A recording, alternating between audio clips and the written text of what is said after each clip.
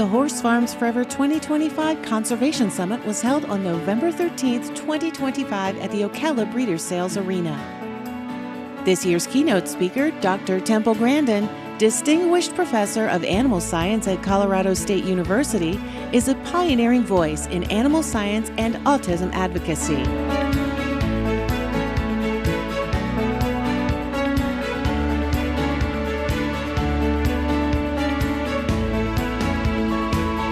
She is a phenomenal human, and not only for what she's done in livestock handling, but for the empathy that she's inspired millions across the world. I mean, my goodness, she's Time Magazine 100 most influential people that impact the world, and we have her here in Ocala, and I'm really interested in that because we know the good work that she's done in animal behavior, but it's the human behavior that I think is really her legacy. Well, when I was a troubled student, I had been kicked out of high school for throwing a book at a girl who bullied me. I ended up going to special school, and they had horses, and they became my life. Showing horses in 4-H horse shows. They put me to work cleaning 9 stalls every day. I basically ran the horse barn. And so basically I have a paper now that says how horses help the teenager with autism make friends and learn how to work. And they were my total life. They were where I had friends, and they were where I learned how to work when I was a teenager. Horses were extremely important in my teenage life. A horse and other animals are sensory-based thinkers. And when I give talks to veterinary students, I emphasize, if you want to understand any animal, get away from verbal language. What is it seeing? What is it smelling? What is it feeling?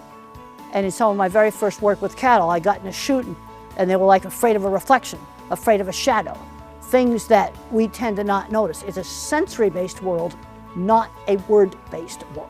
Well, I did a paper recently because I got sick of people bashing cattle. And what a lot of people don't realize is there's 20% of the land in the world that can only be grazed. And if you graze that land right, it improves land. And we need to be working on pasture rotation and improving land. In the future, I think on preserving land, we've got to do a lot of local things. Another thing we need to do is write about it. In my career, I did a lot of things to improve our cattle handling. I wrote about it, how to design a corral and publish the drawings, how to understand the behavior principles of moving the animals. Writing was a very, very important part of my career. And one of the first jobs I ever had, I was livestock editor for our state farm magazine. I think the journalist never left me because it's like getting the story out and writing about it. So if there's somebody doing something really, really innovative with the land, write about it and put it on a web page, put it on Instagram or whatever, put it in scientific journal articles, because that makes a permanent record. But write about good things that are being done to preserve land. I have observed there's a lot of creative stuff going on, like in education, with land. It doesn't get written up enough. You got to tell people about it.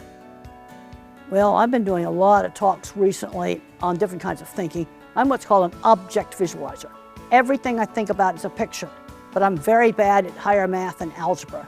Object visualizers are also very good at fixing mechanical things. And when I was out working in construction, these shop people were inventing and patenting and building mechanical equipment.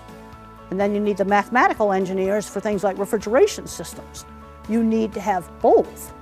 And I'm very concerned that our education system is weeding out the visual thinkers that we need. I can tell you the person I want fixing the hydraulics on an airplane I go on is that visual thinker. I've taken my book money and my speaking money, and I put 25 students through school for animal behavior. I have 3 students that are now college professors. I'm very happy about that. Others that are county dairy agent, teaching in a community college. Young people are the future. And I always say to students, try lots of stuff. Do different career relevant internships. Help professors with the research. It's important to find out what you like to do, but it's also important to say, yeah, I tried that and I did not like it. That's equally important to learn. This year's Acorn Award was presented to the Drake family for their deep love for Florida's wilderness and wildlife and conservation at Drake Ranch. Well, this Horse Farms Forever is a great cause. Land conservation, I mean, the water quality and quantity, it's all dependent on green space. And my dad and Uncle Trusty just you know, they were kind of on the cutting edge of conservation easements and working with the state and you know, passing along land to the next generation, and we want to do the same. Spending time with family there on the, you know, the Thanksgivings and the Christmases, and just being with family. It's not just about the land, but it's also the people that you share the land with. To learn more about preserving the character and culture of Ocala, Marion County, visit horsefarmsforever.com.